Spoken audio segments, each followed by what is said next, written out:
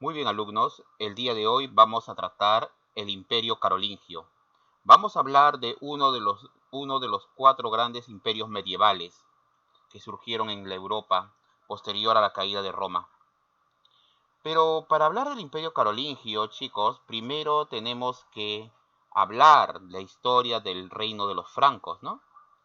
Eh, Como dice el texto, el Imperio Carolingio es el término historiográfico utilizado para referirse al reino franco que dominó la dinastía carolingia entre el siglo VIII al siglo IX en Europa occidental. Pero, ¿quiénes eran los francos? Bueno, primero, los francos son uno de los pueblos germanos que van a invadir el Imperio Romano de Occidente. Esto sucedió en el siglo III. Esta invasión, inicialmente violenta, fue contenida por los romanos, quienes, unidos a los visigodos, lograron mantener a raya a los francos. Posteriormente, los romanos van a permitirle a los francos ocupar algunas áreas del imperio, con la condición de que sirvan, ¿no?, de soporte o de barrera a la migración de otros pueblos germanos, en este caso los sajones, por ejemplo. De esta manera se inicia la relación entre los francos y el imperio romano. Finalmente los francos van a ocupar el territorio conocido como las Galias, lo que hoy en día sería Francia, ¿no?, en honor al pueblo franco. La casa merovingia será la dinastía que va a gobernar este pueblo tras la caída del Imperio Romano de Occidente y la va a gobernar por un par de siglos hasta el advenimiento de la casa carolingia. Los primeros reyes merovingios eran hombres muy poderosos. Ahí destaca Meroveo, Clodoveo, Dagoberto, grandes monarcas, temidos, respetados en la Europa de finales, en la Europa, ¿no?, de inicios de la Edad Media. Pero el problema era que en el seno del pueblo franco había un problema político, que era la cuestión sucesoria. ¿Qué pasaba? Bueno, en teoría se debe heredar el reino de padre a hijo. En teoría. En la práctica sucedía muchas veces en que el heredero, si bien es cierto, eran un hijo, a veces eran dos, a veces estaban algún otro pariente, incluso los hermanos heredaban. Era la costumbre que tenían de repartirse los territorios entre los descendientes. Eso generaba un problema. Pero otro es que los ministros, en este caso los llamados mayordomos, serán los que van a ir acumulando poder cada vez más y más. Los mayordomos cada vez van a tener una mayor presencia en el estado merovingio, en el estado franco. Va a llegar un momento en que la figura del mayordomo va a eclipsar a la del monarca. Por ejemplo, había que ir a la guerra. El que dirigía las tropas no era el rey, sino era el mayordomo. Había que administrar justicia. Es el mayordomo quien se encarga de administrarla. Todo esto, jóvenes, conllevó a que la figura real sea considerada como una figura decorativa, ya que todo el trabajo está en manos del mayordomo. El pueblo se percató de ello y muchos llegaron a decir: ¿para qué necesitamos un rey si el que hace todo el trabajo es el mayordomo?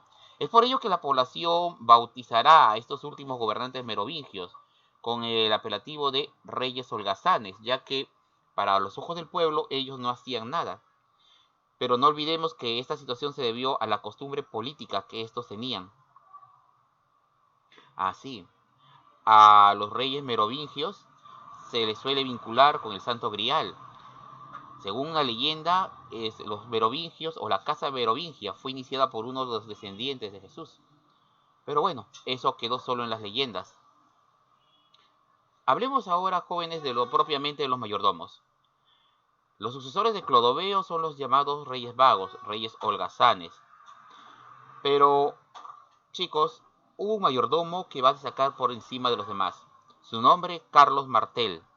Martel significaba el martillo. Recordemos que en este periodo no existían los apellidos propiamente dichos, sino eran los apelativos. Él era hijo de un mayordomo y va a heredar el cargo. La hazaña de Carlos Martel fue enfrentar a los árabes De hecho, él va a detener a los árabes en la batalla de Tours, o también conocida como la batalla de Poitiers. Corría el año 732. El avance musulmán sobre Europa parecía imparable. En aquel momento, jóvenes, todo indicaba que Europa caería en manos del Islam. Pero los francos, liderados por el mayordomo Carlos Martel, se enfrentarían a las hordas de los sarracenos. La batalla de Tours destaca por una razón sencilla. Fue una de esas pocas veces en que la infantería de los francos logró vencer a la caballería, en este caso a la caballería sarracena. La razón de esta victoria joven se debe a que los francos van a emplear su arma secreta. Bueno, no era tan secreta, era un arma conocida. Van a usar largas picas, o no, tú puedes llamarlas lanzas largas, que son en realidad, son astas o lanzas, si quieres llamarlas, que miden de 4 o 6 metros. Una formación de soldados con estas armas podían mantener a raya a cualquier caballería. Lograda la victoria de Tours, Europa se salvó de una invasión musulmana. Ahora, Carlos Martel se mantuvo en el cargo de mayordomo hasta su muerte, cargo que va a heredarle a su hijo, Pipino el Breve. Él fue mayordomo entre el año 741 y 751. Mas en el año 751 sería coronado rey de los francos. ¿Y cómo se dio ese salto de mayordomo, o sea, de ministro, a rey? Bueno, todo empezó con un llamado de auxilio del Papa Zacarías. Zacarías estaba amenazado por los lombardos. Los lombardos amenazaban Roma. El rey lombardo ya había sometido toda la península itálica. Solo le faltaba Roma y la quería como capital de su reino. Bueno, el Papa Zacarías, desesperado, pidió ayuda primero al Imperio Bizantino. Pero el Imperio Bizantino en ese momento se encontraba en una lucha a muerte contra los árabes, contra los sarracenos, y no podía desviar tropas para apoyar al Papa. Así que al Papa no le quedó de otra que pedirle ayuda a los bárbaros del norte, como así llamaba a los francos. Pipino el Breve no se hizo esperar, no se hizo rogar. Acudió con su ejército e infligió una grave derrota a los lombardos. No contento con ello, sometió al pueblo lombardo a la servidumbre, les confiscó sus tierras y un buen porcentaje de estos territorios se los entregó a la Iglesia Católica, es decir, se lo entregó al Papa Zacarías. Así nacerían los famosos estados pontificios, como pueden observar acá en la imagen. Son los territorios gobernados por el papado, gobernados por la Iglesia Católica. Ahora, chicos, este regalo de Pipino el Breve no sería olvidado. Posteriormente, Pipino el Breve ya cambia de ambición. Ya no está conforme con ser el mayordomo. Quiere ahora ser el rey. Pero hay un problema. El rey franco, el rey merovingio, es Childerico III. Y Pipino el Breve ha jurado lealtad a este hombre. No puede romper su juramento. Se vería mal. Pero para suerte suya, el Papa Esteban II, que era la máxima autoridad, no solo en cuestiones religiosas, sino en cuestiones de juramento y todo lo demás, autorizó a que Pipino el Breve rompa su juramento. Quien sea rey de hecho, que lo sea por derecho, diría el Papa Esteban. De esa manera, Pipino el Breve es depuesto. En la imagen pueden ver cómo deponen al joven rey. Y en su lugar, Pipino el Breve es coronado rey. Aquí tenemos la imagen a cómo a Childerico III lo deponen y posteriormente asumiría Pipino. Pipino el Breve gobernó como rey, pero en el 768 moriría, año en que asumiría el trono su hijo predilecto, Carlo. Ustedes lo conocen como Carlo Magno. Rey de los francos en el 768 al año 800. En el año 800 será coronado emperador del Imperio Romano de Occidente. Su objetivo será reconstruir el Imperio Romano. Ese fue el objetivo de este hombre. Pero ¿cómo se volvió emperador? Bueno, es el 25 de diciembre del año 800. Carlomagno se encontraba en Italia, avanzó hacia Roma, entró a la capilla del Vaticano, en esa época era una capilla, y se puso a orar. Fue en ese momento en que el Papa León III apareció y llevaba en sus manos la corona de los Césares. En ese mismo lugar, el Papa coronó a Carlomagno, emperador romano de Occidente. Fue una hábil jugada del Papa León. De esa manera obtenía el apoyo de los francos, quienes eran los más poderosos de Europa en aquel momento. Esto, jóvenes, conllevó a que se diera un pacto entre la Iglesia Católica y el Imperio. El pacto era muy simple. El emperador permite a que la Iglesia evangelice Europa. Va a permitirlo. A cambio, la Iglesia Católica se compromete en brindar apoyo, sobre todo en el área administrativa. ¿Por qué? Recordemos que los francos serán unos grandes conquistadores, pero siguen siendo bárbaros. Desconocen muchas facetas de lo que es la administración. Y es por ello, jóvenes, que necesitan el apoyo de la Iglesia. En este caso, del clero. ¿Ya? Necesitan sus conocimientos. La importancia de Carlomagno, jóvenes, va a radicar en que él va a defender Europa. Va a defender Europa del asalto de los bárbaros. ¿No? Por primera vez en 2 o 3 siglos, Europa es defendida con mano de hierro por un emperador. El imperio se había restaurado, o al menos en parte. Ahora, chicos, Carlomagno logró, contra todo pronóstico, mantener relaciones cordiales con el califa Harun al-Rashid, que son los califas de Oriente. Pero, no así sucedió con el califato de Occidente. Aquí podemos observar, jóvenes, cómo Carlomagno va a plantar las llamadas marcas, ¿no? Marcas o territorios que van a proteger su imperio del avance musulmán. Ellos se encontraban en el Andaluz. Aquí se establecen, jóvenes, estos son marcas, la marca hispana. Con el tiempo evolucionarían al reino de Pamplona, el condado de Aragón, los condados catalanes y el reino de Asturias. Pero se da con el tiempo. De momento era la marca hispana, que era la frontera del imperio, ¿no?, del mundo cristiano con el mundo musulmán en Europa occidental. Aquí vemos en la imagen, jóvenes, cómo se relacionaban los cristianos y musulmanes en aquella época. Carlomagno fue un hombre poderoso, gobernó eficientemente. Lamentablemente, el destino hizo que el peor dotado de sus hijos asumiera el trono. Su nombre, Ludovico Pío. En castellano, Luis el Piadoso. Asumió el trono en el año 814, moriría en el 840. Débil de carácter, pronto se dejó dominar, no solo por los ministros, sino también por los sacerdotes, por el alto clero, y no lograría imponer su autoridad a sus propios hijos. Estos jóvenes fue muy malo. ¿Por qué? Porque al no imponer la autoridad en sus hijos, estos van a iniciar una guerra fratricida por el control del imperio. Los hijos de Ludovico Pío ni siquiera esperaron que su padre muera para empezar las disputas de la sucesión. Finalmente, cuando Luis el Piadoso muere, los jóvenes hijos del rey optaron por una medida que parecía práctica: repartirse el imperio. Así se firma el Tratado de Verdún en el año 843. Por ejemplo, aquí tenemos el territorio que le tocó a Carlos el Calvo. Este territorio sería conocido hoy en día como Francia. A Luis el Germánico le tocó el territorio de lo que hoy en día es Alemania. Lotario, quien había sido el más ambicioso de sus hijos, heredó la dignidad imperial, es decir, hereda el título.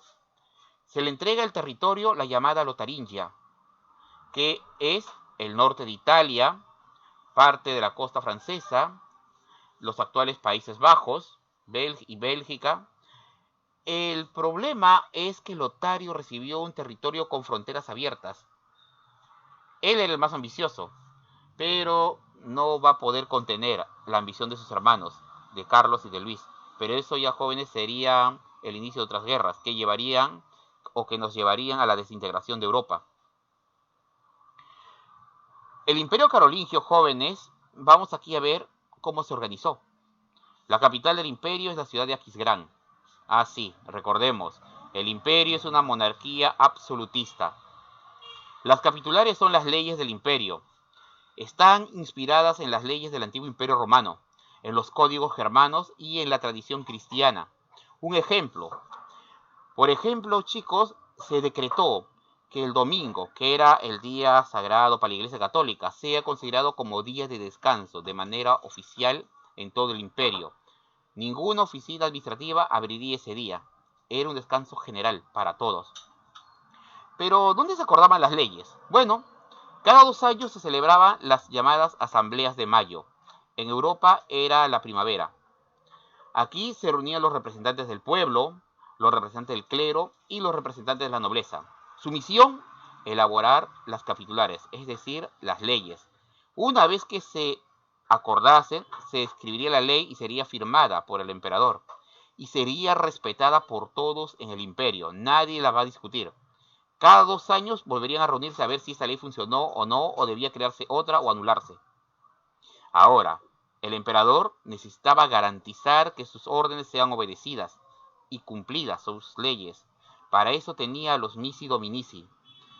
En castellano significa los envíos del Señor. Función, supervisar a las autoridades imperiales. Reportar de forma inmediata al emperador, si es que alguien por ahí está haciendo de las suyas. El culpable era removido inmediatamente de su cargo y enviado a la capital, a Aquisgrán, donde sería juzgado por el emperador en persona. De esa manera se aseguraba un buen funcionamiento del orden imperial. El imperio está dividido, jóvenes, en provincias, que son llamadas ducados. El nombre se debe a que el hombre que está a cargo es un duque. Cada ducado está subdividido en pequeños territorios, que serían los condados, a cargo de un conde. Las marcas son los territorios o provincias de frontera. Son territorios militarizados, a cargo de un marqués. La idea, jóvenes, es que este territorio debía contener cualquier tipo de amenaza. Como ustedes vieron anteriormente, aquí vieron la marca hispana para contener a los sarracenos. Aquí, por ejemplo, chicos, vemos el mapa del imperio y vemos las marcas. A ver, tenemos la marca hispana para contener a los sarracenos. Tenemos aquí la marca dalmacia, ¿no? Para mantener a los eslavos. La marca bretona para detener a los bretones. ¿Ya? ¿No? En esta zona es para contener a los sajones y también a los vikingos. La marca danesa para contener a los vikingos, que a veces solían invadir y hacer de las suyas. Bueno, ahora, un detalle, chicos, más para terminar. La educación fue una de las preocupaciones de Carlomagno. Así es. Carlomagno estaba muy preocupado en la educación de su pueblo. Cosa curiosa, él era analfabeto. De hecho, a los 40 años recién aprendió a escribir su nombre. Pero, eso sí, Carlomagno admiraba mucho la cultura. Le gustaban los cantares de gesta. Pronto se percató de que los sacerdotes escribían en los papiros, en los pergaminos, y él quiso aprender ello. Y quiso que sus hijos aprendieran. Y su ambición llegó a que todo el pueblo aprendiese. Es por ello que Carlomagno ordenó la construcción, ¿no? La fundación de escuelas. Así es. Adelantándose a su época, casi más de 1500 años, Carlomagno ordenó la creación de las escuelas. Primero fundó la escuela palatina, que sería reservada para los miembros de la nobleza. Pero luego se enfocó en el pueblo y mandó a construir las llamadas escuelas parroquiales. Funcionarían en las parroquias y sería para el pueblo en general.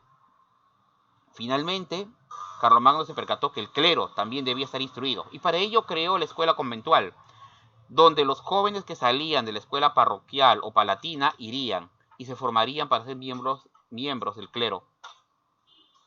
Ahora bien, ¿y qué se dictaba en cada escuela? Bueno, por un lado teníamos el llamado conjunto de conocimientos conocido como el trivium, la gramática, arte de escritura, ¿no? La retórica, que es la forma de hablar, la dialéctica, que equivale a la filosofía, la historia, ¿no? Formas de pensar. El segundo bloque de conocimientos estaba en el quadrivium. Aquí te enseñaban la geometría, la aritmética, la música y la astronomía.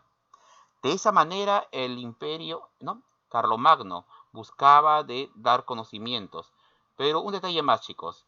El trivium y el quadrivium hay que aclararlo. forma parte de la formación de los jóvenes que iban a la escuela palatina. En cambio, a la parroquial comprenderán que con el pueblo algunos conocimientos les estaban vedados. O simplemente, como diría uno de los maestros de aquella época, no había tiempo para enseñarle al pueblo muchas cosas. Con que aprendieran a leer y escribir y algo de aritmética, es decir, sumar y restar, bastaba. Lo que sí hicieron mucho hincapié fue en enseñar oficios. Habían escuelas parroquiales donde los jóvenes eran preparados para que sean granjeros, herreros, carpinteros. Las razones eran muy prácticas. Habían razones válidas para ello. En caso de una guerra, Carlomagno se llevaría a estos jóvenes y de sus propias filas obtendrían carpinteros, constructores, herreros, que le ayudarían y le facilitarían la vida a su ejército. Bien, chicos, con eso concluimos esta parte de la historia, ¿no?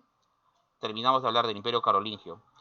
Con esto me despido, espero volver a verlos pronto, ¿no? Pronto en las aulas. Hasta pronto.